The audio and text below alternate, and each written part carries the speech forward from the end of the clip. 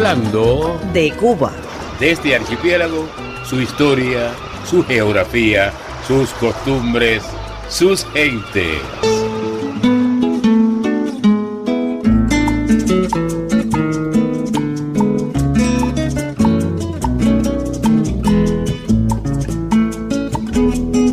...27 minutos... Hablando de Cuba.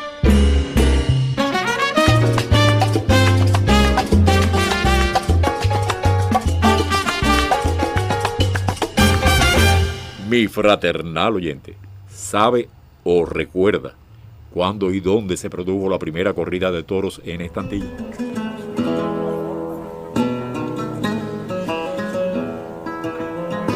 Ocurrió cuando transcurría el remoto 1538 en Santiago de Cuba. Fue organizada con motivo del arribo de Hernando de Soto, gobernador de la isla y adelantado de la Florida. Sí, el mismo que buscó allí la fuente de la eterna juventud, empeño que le costó la vida. No obstante, a otro remoto antecedente de esa corrida se refirió el padre Bartolomé de las Casas en su Historia de las Indias. El día del Corpus Christi, en 1514, 4 días después del Domingo de la Santísima Trinidad, se lidiaron un toro a toros.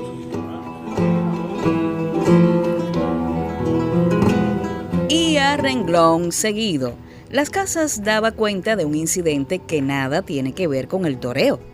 Mencionó a un tal Salvador, que llegó a Cuba procedente de la isla de Santo Domingo y... Se halló aquel día de Corpus Christi con los otros que dije haber lidiado los toros, y viniendo después de lidiados todos juntos, saltando y holgándose, y él entrándose en su posada echóse, hablando y riendo, a descansar sobre un arca, y tal como se echó, dio un grito diciendo ¡ay!, y súbitamente expiró.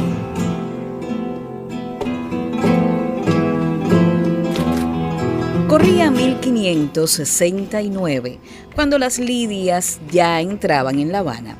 Algunas tuvieron una repercusión enorme, como las dedicadas a San Cristóbal, patrón de la villa, al que los vecinos prometieron 32 corridas si eliminaban moscas, mosquitos, hormigas y bibijamas. Pero hacia 1682, las autoridades coloniales prohibieron lidiar toros en días de fiesta.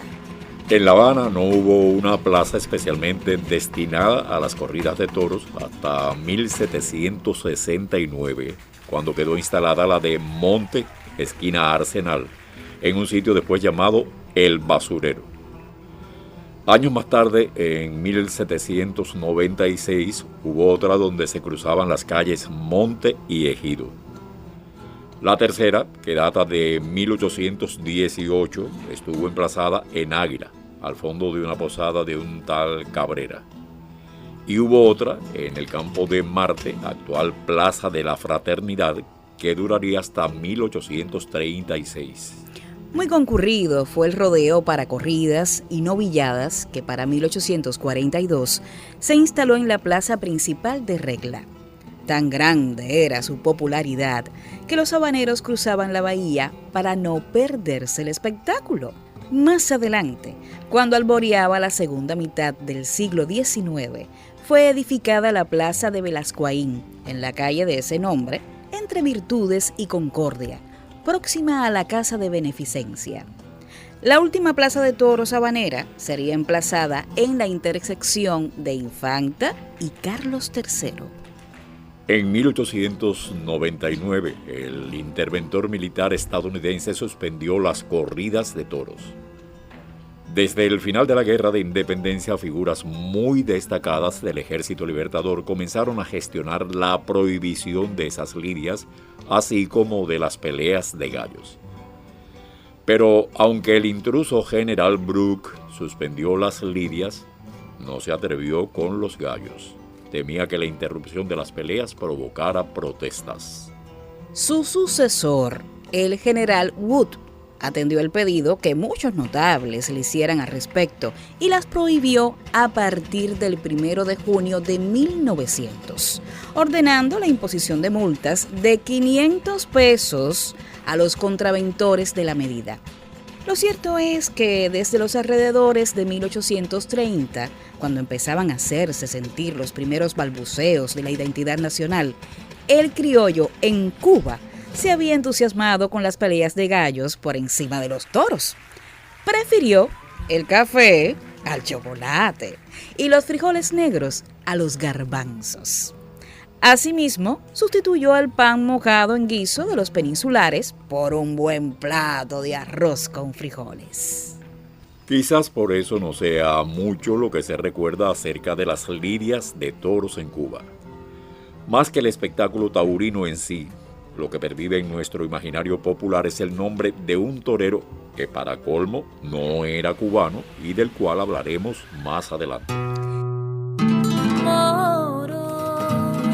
Y cristiano, moro, y cristiano.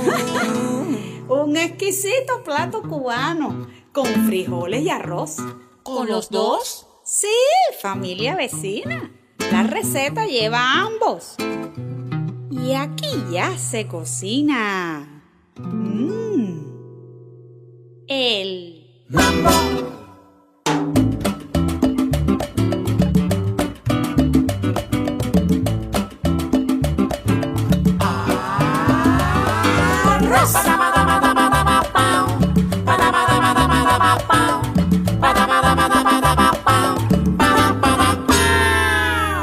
Desde la noche anterior, antes de pegar un ojo, media libra de frijol vas a poner en remojo. Frijoles de negra raza y a gusto del cocinero, se mide el agua por taza o a ojo de buen cubero.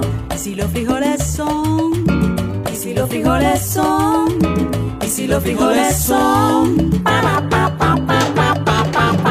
frijoles colorados, frijoles colorados, frijoles colorados. Eso es con gris, con gas, eso es con gris, con gas, eso es con gris.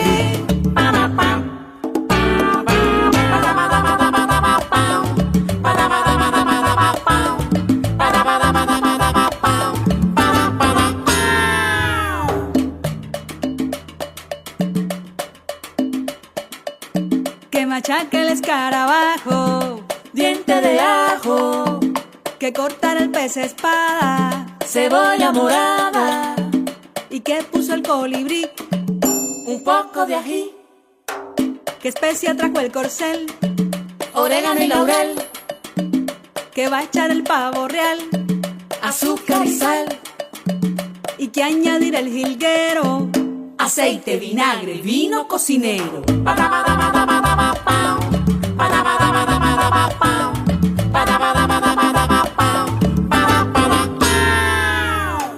Ya saben, si es con frijoles negros, se llama moros y cristianos. Y si es con frijoles colorados, se llama con gris. ¡A cocinar!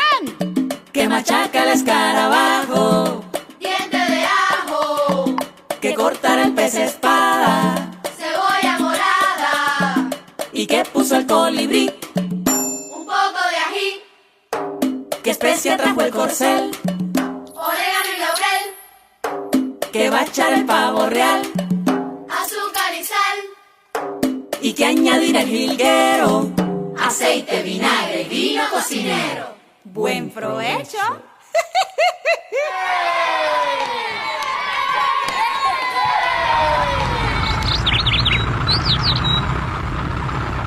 De toros, de un torero y de una actriz, trata hoy Hablando de Cuba, programa insignia en Radio Taíno.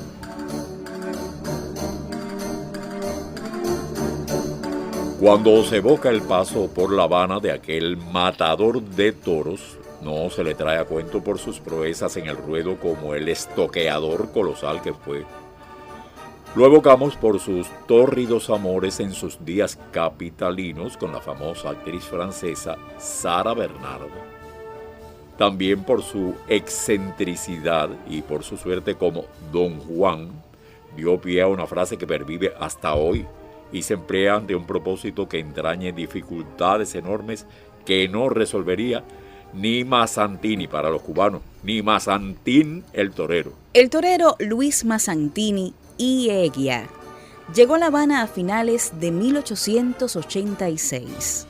Venía contratado para celebrar 14 corridas, que, por el interés que despertaron, se convirtieron en 16. Era un hombre amante de la ópera y portador de una cultura artística poco común en un torero. Refieren las crónicas que alternó aquí con lo más selecto de la sociedad y llamó tanto la atención por su forma de vestir que impuso modas y costumbres. Se vendieron camisas, pantalones, chaquetas y accesorios como los que utilizaba, y los fabricantes de puros dieron su nombre a nuevas vitolas. Para decirlo en pocas palabras, Mazzantín fue el hombre del día en La Habana.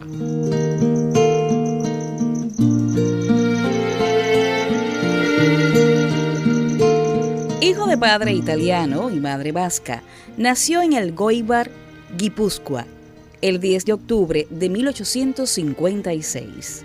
Estudió en Francia e Italia y, ya bachiller en artes, regresó a su país natal como secretario en la comitiva de rey Amadeo de Saboya, quien tomaría posesión del trono español. Mazzantini trabajó como telegrafista y quiso ser cantante de ópera, pero a una edad tardía se decidió por el oficio de torero y sin haber sido antes banderillero. Buscaba dinero y fama, cosa que conseguiría holgadamente, aunque dicen los especialistas que era torpe con el capote y no muy garboso con la muleta. En cambio, sí se convirtió en un torero fenomenal y muy técnico, cuya valentía fue conocida y comentada en toda la península. Era una personalidad fuerte y atrayente, dentro y fuera de ruedo, al punto de que pronto lo llamaron Don Luis. Como defensor de la pureza de la fiesta taurina, Mazzantini logró imponer el sorteo de los toros, pues hasta entonces era el matador principal quien escogía, con beneplácito del ganadero, la bestia que quería torear, en detrimento de los demás matadores. Consiguió además mejoras en los honorarios de los diestros. Se dice que Mazzantini llegó a matar casi 3.000 toros y ganó 6.000 pesetas por corrida en las décadas finales del siglo XIX.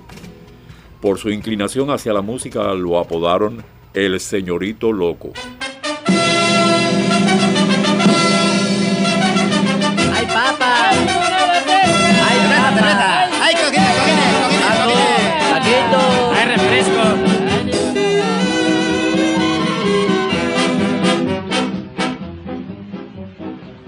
España y México tienen toreros de valentía, que con capote y muleta saben jugarse la vía. Ante la fiera bravía nunca se para un artista como José Lidio Sánchez, el niño de Buenavista. Este torero es cubano y aprendió a torear allá. Cuando entra el toro en la plaza, así le empiezan a cantar. José Lidio, tu arte es de acá, aunque tú naciste por allá. Tienes para torear mucha pimienta y valor. Sientes la conga salta dentro de tu corazón. ¡Ole! ¡Ole! ¡Ole!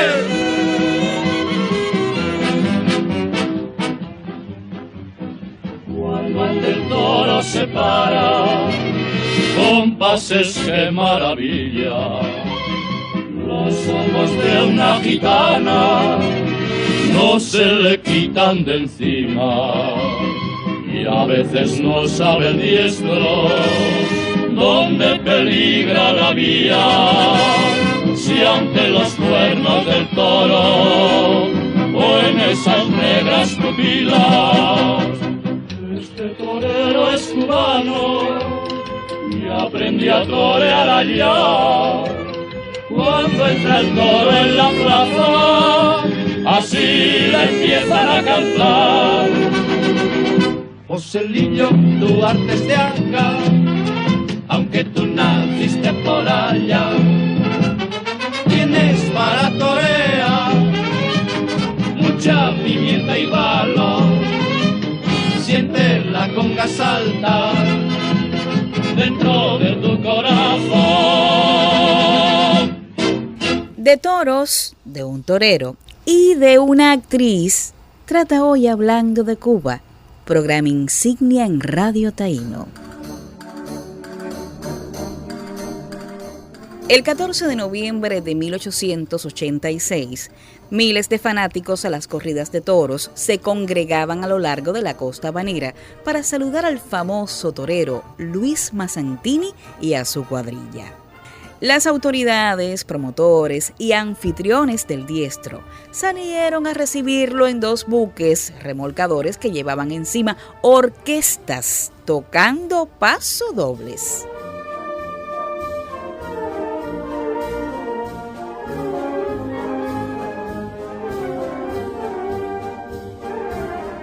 Desde el muelle hasta el Hotel Inglaterra, donde se hospedó, lo acompañaron cientos de admiradores.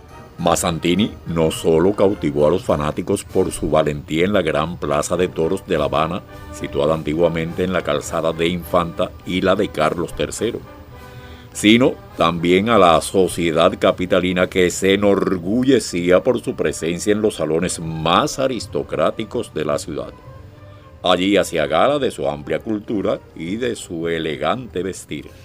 Muy pronto su nombre se vio en anillas de tabacos, en las tiendas de moda y hasta en la cartelera del Teatro Tacón, donde se presentó como actor dramático en la obra Echar la nave, cuyos beneficios donó al Colegio de Niñas Pobres de Jesús del Monte. Su contrato de 14 corridas se alargó en 2 lidias más, para así complacer a sus admiradores impresionados por su arrojo en el ruedo.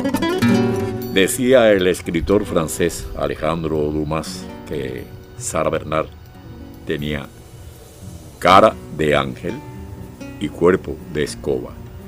Lo cierto es que, en contra de lo que afirman algunos autores, aún no le habían amputado la pierna cuando conoció a Mazzantini en La Habana. Tampoco era una anciana en el momento del romance, pues tenía 42 años de edad y él 30. En 1862, Sara entró a formar parte del colectivo de la Comedia Francesa y a lo largo de su vida contribuyó decisivamente al éxito de obras de Víctor Hugo y del propio Dumas. Conoció sus mayores triunfos gracias a las interpretaciones de La Dama de las Camelias y El Aguilucho. Existen varias versiones acerca del encuentro entre la diva y el diestro. Algunos afirman que ella acudió a verlo torear y cuando el matador ya había cumplido su faena y recorría la plaza orgulloso de su hazaña, cruzó una mirada con la misteriosa dama. Ese contacto visual debió ser suficiente para cautivarlo, al punto que la invitó a participar en una becerrada con toda la compañía. Otros aseguran que se conocieron en el restaurante del Hotel Inglaterra y ella observó cómo tras la cena él encendía un tabaco para luego salir a la calle, seguido por una corte de admiradores. Volvieron a encontrarse en el mismo sitio y cuando él encendió su tabaco, ella lo hizo llamar mediante un camarero. Galante, Mazzantini atravesó el salón, le besó la mano y preguntó en qué podía servirla. Ella le pidió que le enseñara a fumar uno de sus puros. Y el torero le contestó que eso era mucho más fácil y mucho menos peligroso que torear, y que lo haría encantado. Sara no quiso que las lecciones fueran en público, pues no quería que sus admiradores la vieran echar humo. Prefería que se vieran en su habitación o en la del torero. Y Mazzantini aceptó gustoso. Se dice que, a partir de su encuentro con Sara, el torero ya no fue el mismo. Sus presentaciones en La Habana dejaron mucho que desear. Como era de esperar, la noticia del romance corrió con rapidez y no demoró en llegar a Europa. Pero aquel amorío no parece haber pasado de La Habana. En 1905 falleció la esposa de Mazzantini y él decidió abandonar definitivamente el ruedo. Juró que nunca más volvería a torear. Se cortó la coleta y la ató a la muñeca de la difunta. Se dedicó entonces a la política y lo hizo exitosamente. Mazzantini llegó a ser concejal del Ayuntamiento de Madrid, teniente alcalde, miembro de la Diputación Provincial, gobernador civil de Guadalajara y Ávila. Su vida terminó en Madrid el 23 de abril de 1926, 3 años después que la diva Sara Bernard abandonara el mundo. Yo. Ay, ay, ay, ay, ay, ay, ay. Wow.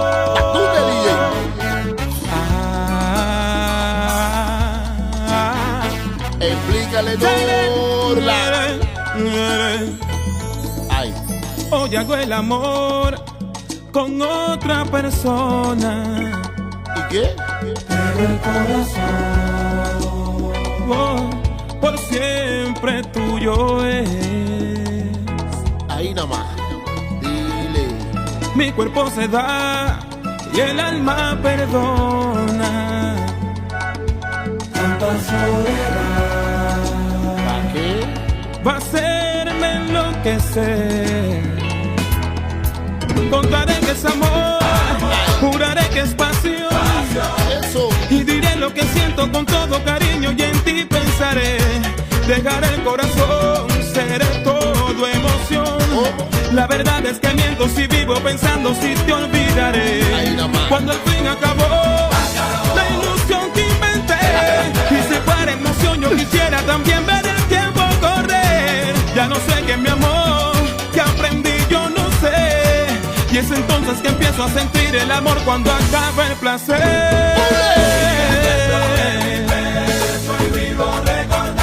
Vivo recordando.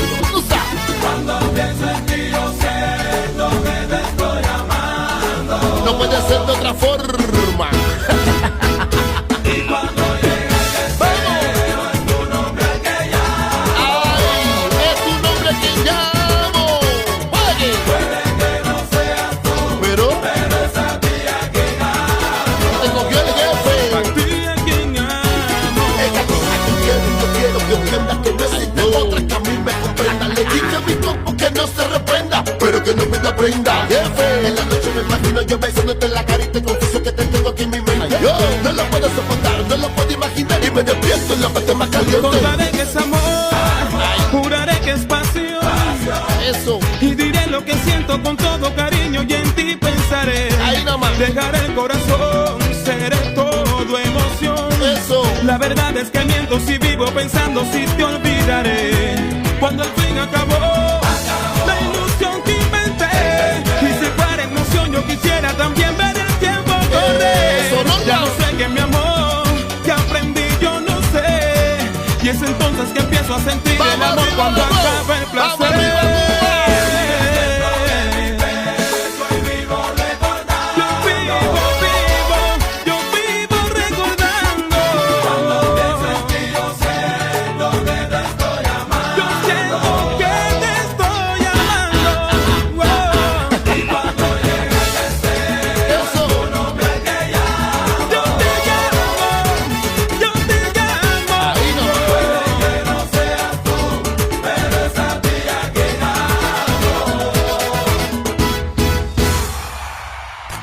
Yo no sé qué será de ti, pero para que me entiendas, así me gusta hacerlo. ¡Mira! No puedo dejar de quererte, no puedo pensarte, no puedo amarte. repítelo de nuevo que No puedo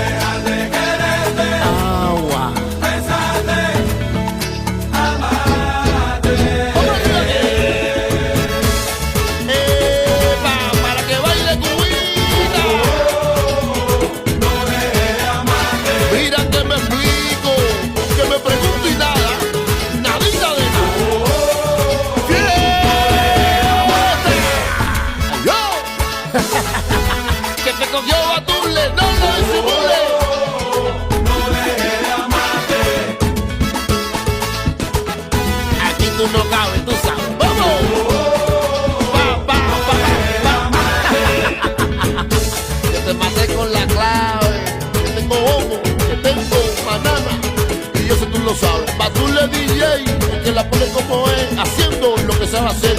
En el cuartel, échate para allá, que no te quiero ver.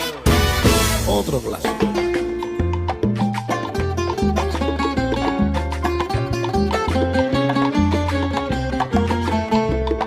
Nuestro equipo de trabajo. Voces de la presentación: Obelia Blanco y Alden Knight. Asesora: Carmen Laura Marín. Grabación y edición: Janet Feliciano García. Escribe, produce y dirige Lupe María Romero. Giselle Fundora y Luis Alarcón Santana. Hoy hemos conversado de Toros, Mazzantini y Sara. Han sido 27 minutos hablando de Cuba. Así, a lo cubano.